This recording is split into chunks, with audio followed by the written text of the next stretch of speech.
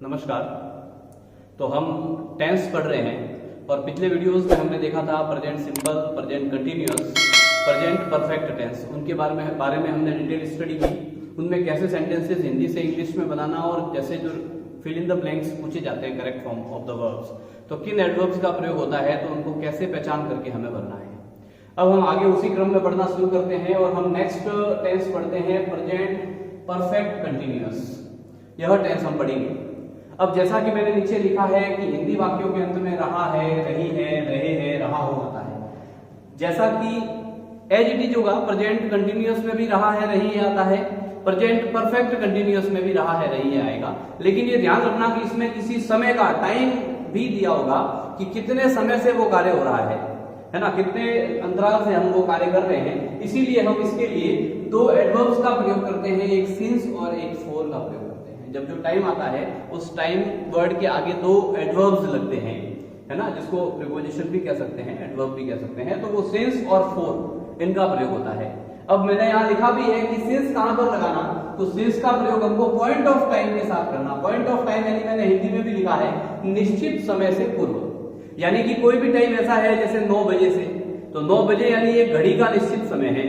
तो इसके लिए हमको पता है कि 9 बजे से कोई काम कर रहा है। लेकिन अगर मैंने ऐसा कह दिया कि मैं 2 घंटे से यहाँ बैठा हूं, ये 2 घंटा एक समयावधि हो गई, जैसा कि पीरियड ऑफ टाइम, यानी किसी टाइम पीरियड से कोई कार्य किया जा रहा है, एक समयावधि हो गई, अवधि बता दी मैंने 2 घंटे से। लेकिन 2 बजे से बैठा हूं, घड़ी का निश्चित समय, तो वो निश्चित हो गया।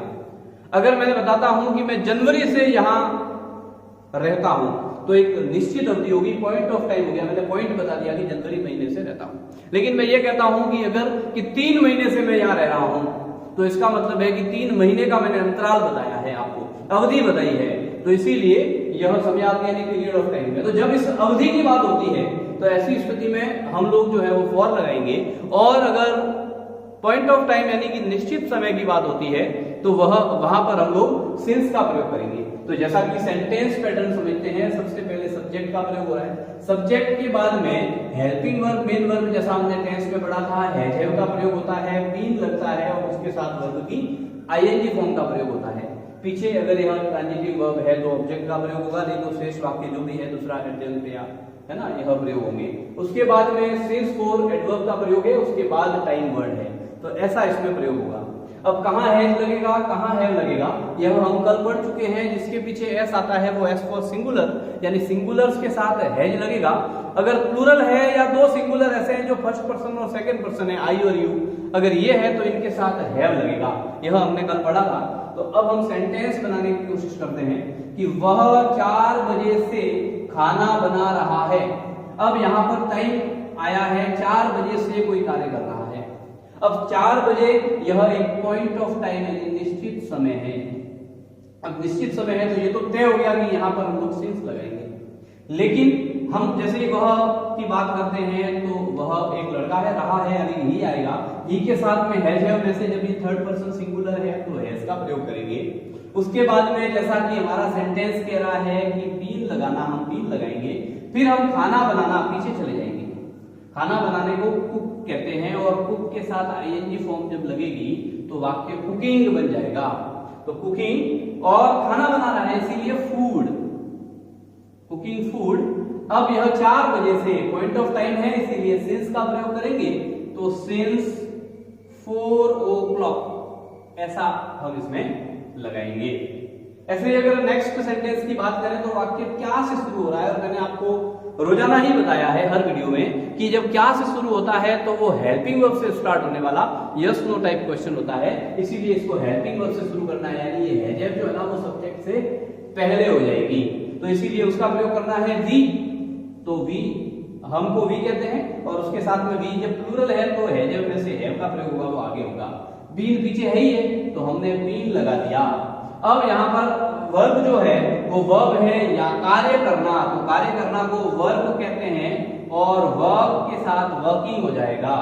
और फिर हम उल्टे आएंगे, यह हम इसको हियर यहां लिखेंगे 3 घंटे से। अब 3 घंटे का अंतराल जो है यह एक अवधि है, 3 घंटे से यह कार्य कर रहा है, तो यह एक अवधि है और अवधि के साथ में फॉर का प्रयोग होता है। इसीलिए हम लिखेंगे फॉर 3 hours, फॉर 3 hours, ऐसा हम लोग इसमें प्रयोग करते हैं। अगले वाक्य की ओर चलते हैं। वे तुम्हें 4 साल से क्यों पढ़ा रहे हैं। अब यहाँ पर क्यों आया है, यानी ये क्वेश्चन वर्ड दिया हुआ है WH वर्ड, तो इसीलिए WH वर्ड मैंने रोजाना ही बताया है कि वो सबसे पहले आता है, इसीलिए हम वाई को पहले लिखेंगे। अब वही बात हो गई, क्वेश्चन वर्ड जो होता है उसमें हेल्पिंग वर्ब है, जब आगे आ जाएगा तो वे यानी दे है और दे प्लूरल है, इसीलिए हम इसमें हैव का प्रयोग करेंगे। तो वाई हैव दे, उसके साथ में हम लोग, जैसा कि हमारा सेंटेंस पैटर्न कहता है, बीन और पढ़ाना, तो पढ़ाना को कहते हैं टीच, और टीच के साथ में हम लोग लिखेंगे आईएनजी फॉर्म, तो टीचिंग। और उसके बाद कोई ऑब्जेक्ट इसके पीछे नहीं है, 4 साल से एक अंतराल है, इसीलिए हम लोग लिखेंगे फॉर 4 years, क्योंकि 4 साल से तो यह एक अंतराल है, इसीलिए इस प्रकार से हम इसका प्रयोग करते हैं। तो ऐसे हमारे जो है वो हिंदी से इंग्लिश में सेंटेंस बनते हैं। अब हम एडवर्ब की बात करें कि अगर फिल इन द ब्लैंक्स यानी correct form of the verb पूछा जाता है तो एडवर्ब क्या आएंगे, उससे पहचान करके हमको प्रेजेंट परफेक्ट कंटीन्यूअस पढ़ना चाहिए। तो ऐसी स्थिति में हमको ध्यान में आता है, जैसा हमने पहले भी पढ़ लिया है कि सिंस फॉर प्लस टाइम ही इसका एडवर्ब है, यानी यदि सेंटेंस के अंदर सिंस फॉर प्लस टाइम का प्रयोग हुआ है तो वहां हैज हैव के साथ बीन प्लस आईएनजी भरना। लेकिन जब हम आगे टेंस पढ़ेंगे तो उस समय past perfect continuous, future perfect continuous, उसमें भी सिंस फॉर का प्रयोग तो होगा, लेकिन उसमें थोड़ा सा परिवर्तन जो चेंजेज आएगा एडवर्ब पढ़ते समय वो हम पढ़ेंगे। अभी हम इसकी बात कर रहे हैं, तो सिंस फॉर प्लस टाइम का प्रयोग हुआ है और दूसरा कोई भी एडवर्ब अगर नहीं आया है तो फिर हम इसमें सिंस फॉर प्लस टाइम देखते ही has have plus been plus verb की आईएनजी फॉर्म, यानी यह हेल्पिंग वर्ब मेन वर्ब का सेटअप जो है ना वो हम लगाएंगे। अब यहाँ पर देखिए ही खाली जगह प्ले हियर फॉर 3 आवर्स, तो फॉर 3 आवर्स ये इसका एडवर्ब आ गया, फॉर प्लस टाइम आ गया, समय अवधि पीरियड ऑफ टाइम, तो इसीलिए हम यहाँ पर ही के साथ हैज बीन और प्लेइंग यह भरेंगे। टेंस हमने पहचान लिया इसी।